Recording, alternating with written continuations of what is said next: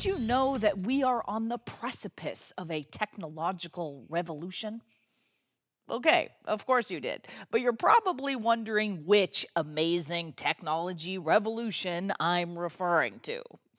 I'm talking about gallium nitride, the wide band gap revolution, coming to a data center or industrial park near you. But I hear you loud and clear. Why now? Why is GAN so popular now? And how is it going to change the world? Well, my friends, that's what we're talking about today. Hi, I'm Amelia Dalton, host of Chalk Talk. The use of gallium nitride can offer higher power efficiency, increased power density, and can reduce the overall size and weight of a lot of industrial, automotive, and data center applications. In this episode of Chalk Talk, Giuliano Cassataro from Nexperia and I explore the benefits of Gan FETs, the difference between D mode and E mode Gan FET technology, and how you can utilize Gan FETs in your next design. And before we get started, don't forget to click that link. There you can find even more information about this topic from Nexperia. Hi, Giuliano. Thank you so much for joining me. Hi, Amelia. Thank you very much for hosting me. My pleasure. Absolutely. Okay, so we're talking about GAN FETs today, and specifically D mode versus E mode. So, Giuliano, before we get started, what all will we be covering today?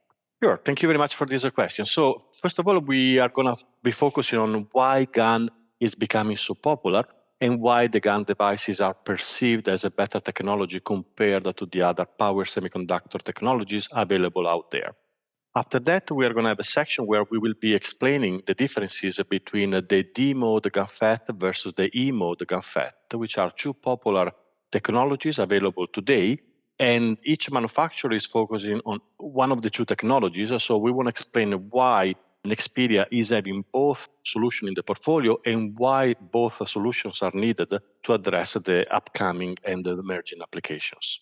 After that, we are going to talk a little bit about the technical value proposition of the GAN technologies. And then at the end, we are going to speak briefly about the Nexperia GAN program and what we are aiming to achieve with this technology. Excellent. So, first, Giuliano, can you give us a brief refresher on the differences between GaN, silicon, and silicon carbide? Absolutely. Thank you very much for this question. Well, we needed to start looking at the properties of the material. So if we put in comparison the GaN versus the silicon or the silicon carbide, there are some parameters that usually are taken in consideration, like the band gap, the critical field, the electromobility, which is very, very important, the thermal conductivity, and the velocity saturation. If we compare the parameters of these three technologies, it's evident that the GaN is overperforming all the other semiconductors available today, except for the thermal conductivity. So GaN can provide definitely higher efficiency, increase the power density, which means for the customers or for the end user, a reduced size and weight as a consequence, so a lower cost for the solution. That makes sense. Now, it seems like power GaN FETs could make a real difference, especially in data centers. Oh, absolutely. Very good question. Thank you, Amelia, for this topic. Definitely. We did an exercise and we took in consideration one specific application, which is a data center. And we did an exercise supposing that all the data centers will switch for the existing technology to the GaN technology. And we have noticed that if all the data center will switch to the GaN technology, they will be able to increase the efficiency and to reduce the power density, which means if we talk about numbers, that in a year we could save 12.4 tetrawatt hours in energy, which is the equivalent of 9 million tons of CO2 emission, which is equivalent of about $1.6 billion of electricity bills that we can save on a yearly basis. So GaN can have a huge impact if it can be used in the applications where the efficiency is a critical selling factor. Okay, so if a GaN has so many benefits, why GaN is not replacing all the power semiconductors available today, like a silicon, silicon carbide? And there is a clear answer for this topic because different applications have different priorities and different requirements as a consequence. And each solution is a compromise, is a trade-off between different parameters because in some application the cost can be much more important than anything else, or in other application, the reliability can be more important than anything else, or in some other application, the performance can be more important than anything else. If we take as an example the 65-watt charger for laptop or any portable device, definitely the GaN devices are more expensive than an incumbent solution in that specific application. But because of the performance and the new size that the customers can achieve, the overall cost of the solution is cheaper compared to a solution that is using silicon MOSFET. If we take another example, like the solar wind application, in that case, it's very, very important the maintenance. So the customers are really after the best quality and the best reliability that they can get from their device. And cost and performance is not a critical selling factor for them. If we take another example, like the data center that we were mentioning earlier, it's key for this application to reduce the power consumption, the energy consumption. And so GaN can play a bigger role in that sense because it's able, thanks to the higher electromobility, to improve the efficiency solution. So in this case, the customer was after the performance of the solution and not the cost or the reliability of the device. So, can you talk to me about the differences between D mode GaN and E mode GaN? Absolutely. At the moment, today in the market, there are two main technologies available, which are the E mode or enhancement mode GaN FET devices and the depletion mode in a cascade configuration. If we look at the structure of the two solutions, for the E mode and enhancement mode, we can notice that it's a single die solution, and the channel of the PGAN is breaking into the channel, so it's breaking also the two DAG layers. Instead, for the cascade, for the depletion mode in the cascade configuration, we have a two die solution where a low voltage silicon MOSFET is acting as a driver for the GaN amp 650 volt. And in this case, there is not a PE channel that is breaking into the layers, and so there is not a compromise to DAG solutions. So these are the two main technology differences between the two topologies, E mode and D mode. Of our competitors is focusing on one of the two solutions. We at Nexperia have made the decision to have both solutions available in our portfolio because if we look at, for example, for the GaN D mode in a cascade configuration, as I said earlier, there is not a compromise to DAG, which is very important because it gives you a higher electromobility compared to the E mode, and it has overall the best channel conductivity at the full temperature range. It has also a very robust gate because the threshold voltage is 4 volt and the gates can withstand plus minus 20 volt. So it has a very high margin against the noise. And as explained earlier, it is a two die solution, so it's more complex to manufacture, and the package is also playing a critical factor in putting together the two dies in one package. For the E mode, instead, for an enhancement mode GaN FET, it's a single die solution, so it's much easier to package these devices, and also the manufacturing and the supply chain will be much agile compared to the D mode GaN FET solution. The gate voltage is acceptable for the majority of the application that we are targeting because the threshold voltage is in the range of 1.5 to 2 volt. And as I mentioned earlier, the 2 tag is a compromise because of the P gate, which reduces a little bit the conductivity of this solution. So the next question could be, so what can be the benefit for the customers considering these technology differences? And so at Nexperia, we split the market, the power market in 4 quadrants, whatever it is low voltage, so below 400 volt, just to have a reference point, and whatever is high voltage application, so above 400 volt. And we did another split between the low power application, whatever is considered below 1 kilowatt, and the high power application, so whatever application where the power consumption is higher than 1 kilowatt. From our analysis, from our studies, from our interaction with the customers, we have understood and we got the confirmation that the cascade solution is a much better fit for high power, high voltage application. Instead, the E mode and enhancement mode GaN FET devices are very good for the low voltage applications, regardless if it is high power or low power, and is also very good for high voltage but low power application. So considering the differences in the structure of the two devices and the features related to each device as a solution, we have made the decision to approach the market with both technologies so that the customer can choose the solution that better fit in their application. That makes sense. Now, Giuliano, what does the overall GAN landscape look like? Well, very interesting. So we are going through a revolution very shortly in terms of new technology coming to the market. At the moment, we are targeting some specific application where GaN can provide already benefits. So if we look at for the low voltage application, for example, we have found a lot of interest in automotive designs and also in consumer application.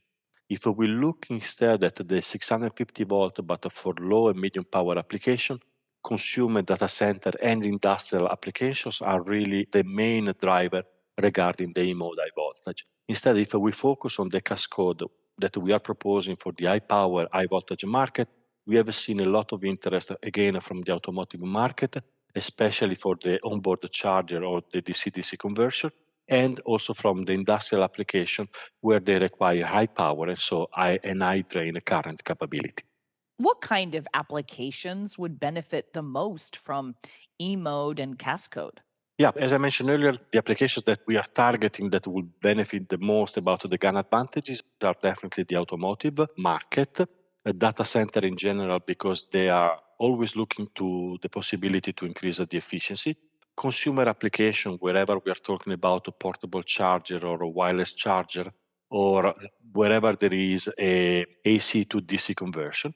Industrial application, there are plenty of markets that we can approach where GaN can add value, like the audio amplifier, like the motion control, like the welding machine, like energy storage, and so on and so on. And then again, automotive also for traction inverter, onboard the charger, and of course the DC-DC conversion. These are the main applications where GaN can provide benefits to the end users. So, Giuliano, why should we focus on GAN? Why should we focus on GaN? For several reasons. GaN is a new disruptive technology material that can provide to the end user the possibility to improve the efficiency or to increase the power density or to reduce the overall cost. So GaN can provide a lot of benefit to the environment, especially in these days where there is a strong need to reduce the power consumption, and GaN can have a strong say in that sense. All right. So, what kind of solutions does Nexperia have for Cascode and E mode? Yeah, so at Nexperia, we have made the decision to diversify our portfolio of power GaN FET devices. So we have the Cascode solution where we are targeting the high voltage, medium to high power application. And instead with the E mode, we are targeting all the low and high voltage application where the power level is between low and medium in terms of a power rating. Excellent. So, Giuliano, can we dig into the technical details a bit more? How does Cascode compare with silicon carbide? Absolutely. Silicon carbide is a tougher competitor that we meet on a daily basis in the market. And they are both wide band gap technologies, so they have a lot of advantages, especially the electromobility. But if we go in details between the main differences between a GaN devices or a silicon carbide devices, definitely the market can confirm that the GaN can provide much lower turn-off energy losses compared to the silicon carbide. And that is a very, very important parameter for the design engineers when they are designing their solution. Then the GaN can provide, in comparison to the silicon carbide, a lower reverse recovery loss, so the QRR, which is another critical parameter. We have a better VSD in reverse conduction. Our cascode is much easier and cheaper to drive because we don't need a negative voltage. We just need a voltage between 0 and 12 volt to switch on the GaN FET devices. And the other big benefit of the GaN FET devices is that there is not body diode degradation, simply because we are using a silicon MOSFET, which acts as a driver for our HEMT devices. So if we put all these benefits together, for the customer, the value could be a lower system cost or a simpler design or a better efficiency, depending on the target that they need to achieve. So, what are we looking at when it comes to performance benefits here versus silicon and silicon carbide? Well, thank you for this question. Very interesting, and it's a battle that we fight every day because our main competitors are, of course, silicon carbide and silicon solution. So GaN overall can provide lower hard switching losses, lower soft switching losses as well. So overall, those two parameters helps to improve the efficiency of the system. Then we have the lowest reverse recovery losses, and for our cascode, we have also the lowest third quadrant losses. Again, all these benefits can translate in higher efficiency for the customer, higher power density, or lower power losses, depending on the goal that they need to meet. As I mentioned earlier, we are going through a revolution, and the world the recent history is giving us a lot of example of game changer technology. So we moved from CD player to USB stick. We moved from conventional bulbs to LED bulbs, and we moved from standard CRT television to flat screen television. And now another revolution or game changer technology that is happening is that we are moving from combustion car to hybrid or electrical cars. But it's undeniable that when a new technology came into the market, it was more expensive than the previous technology. The portfolio was smaller in comparison to the existing technology, and the new technology usually has a limited success stories. And if we refer to the graph that we can see on the bottom right-hand side, this is the typical curve of the adoption of the new technology. And I would say that today GAN is at the beginning of the journey, so we're really talking to the early adopters to understand what is the problem that they need to solve and how GAN can help them to solve this technical problem. Me personally, I'm not afraid of this big challenge that we have in front of us because, again, the benefits of the GAN devices are undeniable. So it's all about a matter of time to demonstrate GAN in some specific application, and then we will see a large adoption of the GAN devices in a larger scale. Okay, so Giuliano, what do you think the future of GAN technology looks like from a Nexperia point of view? Well, definitely the market will have more players because a lot of semiconductor companies are looking at the GaN devices and they are investing in that direction. If we look at us at Nexperia, we made the decision to start playing in the GaN technology in 2015, so almost 10 years ago. And it took us a lot of investment and R&D resources to come up with a successful technology and competitive technology. So Nexperia is aiming to become a market leader with the GaN technology in both the industrial and the automotive market. I believe that we have achieved a lot in a relatively short period of time because since the first release of our devices 2019, we have been able to introduce 3 technology generation of the D mode Gan FET devices. And for the E mode, which we announced in May this year, in May 2023, we have already introduced 2 generation of technology. So Nexperia is working really hard to achieve our goal, which is again to become a market leader in this field. And so we needed to invest in R&D because we needed to provide solutions that are good and competitive for our customers and, of course, against our competitors. That makes sense. Now, what does the GAN Cascode and GAN E mode roadmap look like for Nexperia? Yeah, thank you for this question. So if we look for the E-mode, as I said, we released the first products, 7 devices at the beginning of this year, 2023. And we are already expanding our portfolio because through the first half of 2024, we will be releasing 14 additional devices, which includes a bidirectional GaN FET for over voltage protection, some low voltage devices of 100, 150 volt, different RDS-on, and also some 650 volt devices. Instead, for our Cascode portfolio, we are releasing in December our first copper clip GaN D-mode in, again, a copper clip package. Then we just released the same RDS-on but in a TO247 package, and now we are ready to support volume production because the demand is increasing a lot for these devices. And in Q1 next year, we are planning to release the 97 milliohm typical, again in TO247 package. These devices are a good compromise between the performance and the products that the customers are looking for, their new designs. Excellent. Well, Giuliano, I think that's all I have time for today. Thank you so much for joining me. You're very welcome. Thank you very much for your time. And before we go, don't forget to click that link. There you can find even more information about this topic from Nexperia.